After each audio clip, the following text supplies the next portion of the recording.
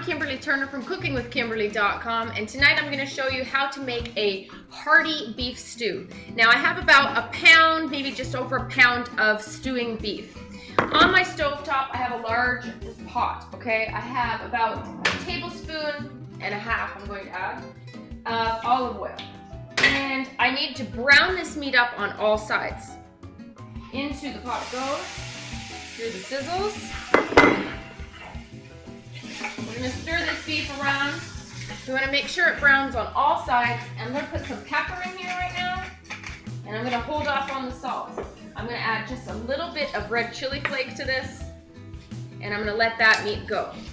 While I'm waiting for this beef to brown up in my pot, which I'm keeping an eye on, moving around here, I'm going to chop up some vegetables. Now this is a very impromptu stew this evening, and I'm playing with the amounts as we go. I'm going to peel 2 large carrots. I save my carrot scraps. You can either save them in a resealable plastic bag in the freezer, or my dogs tend to like eating these peelings, so I give it to them. It's an increase in their nutrition and a supplement in their diet, and they quite like it. Not all dogs do, but ours do. Now I'm going to cut these carrots into just a nice dice, about a 1-inch dice. This can be a rustic stew. It's going to be nice and hearty. It's cold outside. This can be doubled up for a St. Patrick's Day recipe, as instead of, I would typically use red wine in this recipe. Today I'm using whiskey. I don't have any Irish whiskey, but I'm going to use some Canadian whiskey. I might use 1.5 carrots. That looks like it should be about it. Now this stew is going to serve 4 people comfortably, and you likely will have some leftovers as well. Next, I'm going to take a stalk of celery and I'm going to cut it into similar sized pieces as the carrot. The beef looks good, so let's keep going over here. At this point, you can chop up some onions if you like, and some garlic. I'm not using onion and garlic tonight, just a personal preference, but you can. I picked up some gorgeous peppers the other day, so I'm going to use probably, I don't know, 1/4 of this nice green pepper and 1/4 of the red pepper. And I'm going to cut it into a nice dice. Slice them into strips first, and line up those strips and chop yourself some dice.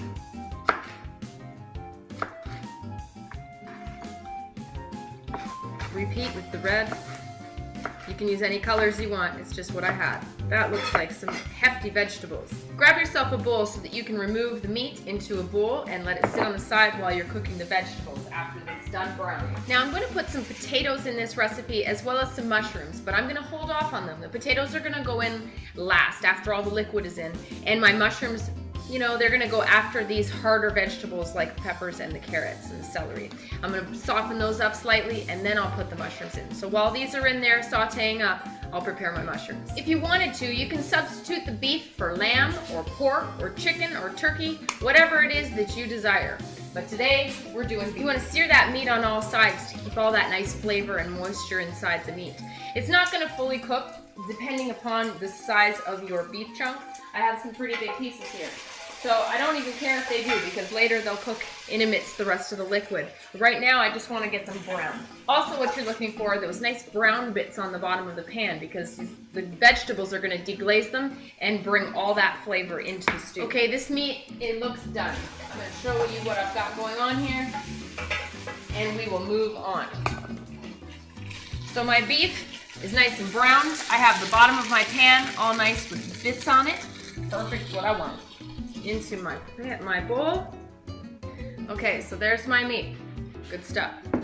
Next things next, I'm going to put about another 1/2 tablespoon of oil in here, just to make sure we have a little bit on the bottom. And into the pot goes my hard vegetables. Now don't be afraid of those burnt bits on the bottom. These vegetables will make quick work of that, getting it off the bottom. At this point, I'm going to add a little bit of salt. If you want to, you can add some peppercorns. In goes a bay leaf. Like my mama does, 1 small whole clove. And about a 1/4 teaspoon of mustard seeds.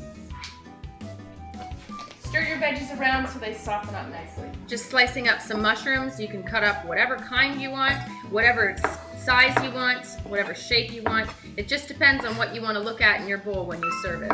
Into my pot goes my mushrooms. Now as you can see, there's no more dark bits on the bottom. It's deglazed that beautifully. All of my vegetables are getting nice and soft. The mushrooms are nice and soft now. My carrots are nice and soft as well. Now we're gonna put some whiskey flair in there. It's what's gonna happen is it's gonna deglaze any extra stuff at the bottom of the pan or on the sides a little better. Impart some flavor. Alcohol carries flavor in dishes, so it does a really good job of bringing everything together. Oh, that smells so good. Typically I would use some tomato paste right here, but I don't have any, and that's okay. I also would use tomatoes, and I don't have fresh ones, so I have canned ones, and that's perfecly fine. People use the canned ones all the time, especially in the winter when you have really ugly looking produce. Into the pot goes 1 can of these tomatoes. Now, these are whole ones. You can crush them up if you want to, which is probably what I'm going to do, but I'm also gonna add the liquid. They're easy to just break up with your hands. There's no need to bring out your food processor and dirty it all up. They'll also break down as it cooks. Now you can go a number of different places here now with the flavorings that you're gonna add. You can go Italian style, you can go Indian style, you could go Hungarian style like a goulash and add some nice smoked paprika and some hot pepper paste. Or you could even go and put harissa in there. That would be really, really tasty. Today I'm just gonna keep it kind of simple. We're gonna go with a sort of an Irishy theme. I'm gonna put some parsley in later to finish it off. And as for spices, we're pretty much there. I've got the mustard seeds, I've got the clove in, salt, pepper, bay leaf, and I think we're pretty good. At this point you can add water or you can add tea to this to bring it up to a nice level so you can have enough juice and stock for everybody.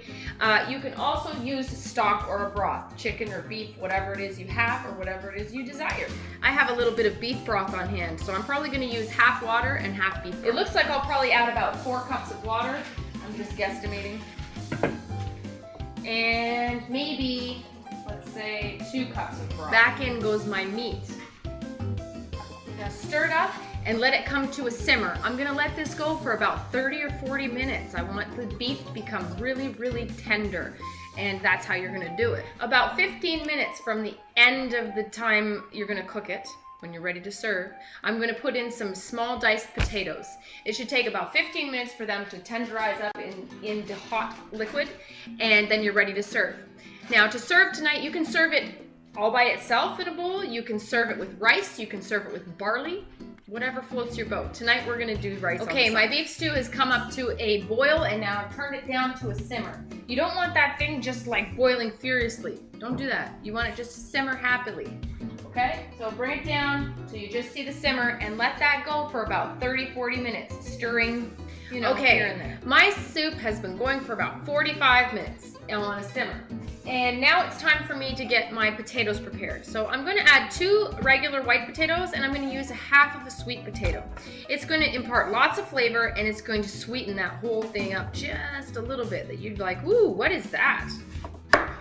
I'm peeling my sweet potato, but I'm going to just peel off the pieces I don't like of my potato. I'm gonna leave the skins on because that's where a lot of the nutritional value is, and that's important. Now I'm just going to cut these up into about a 1-inch dice, just like I did with the carrots and things. Do the same thing with your regular potatoes. Now my rice is already cooking in my rice cooker. It's ready to, it'll be ready when this is all ready. So if you don't know how to use a rice cooker, if you don't have one, you can check out our shop at shop.cookingwithkimberly.com, and we sell the exact same model that we use in my kitchen. It's the Wolfgang Puck rice cooker, and we quite love it. It really saves a lot of time and energy, and it's just cooking while you're doing something else. That's great.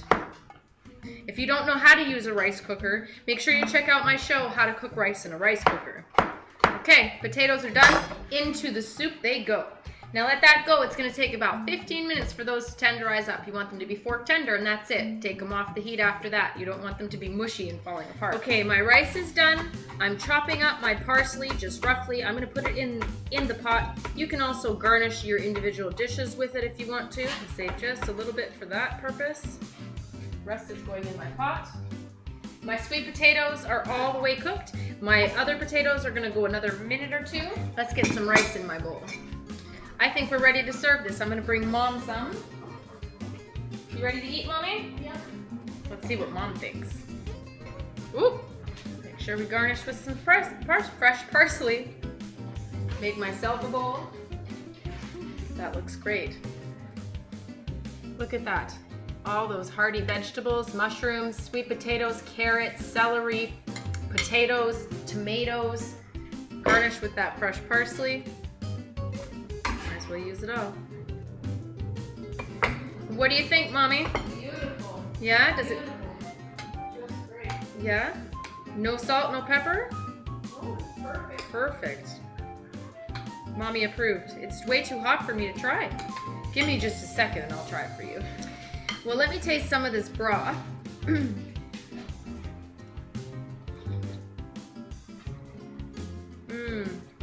It's nice and tomatoey. Very nice. I cut up a piece of this meat.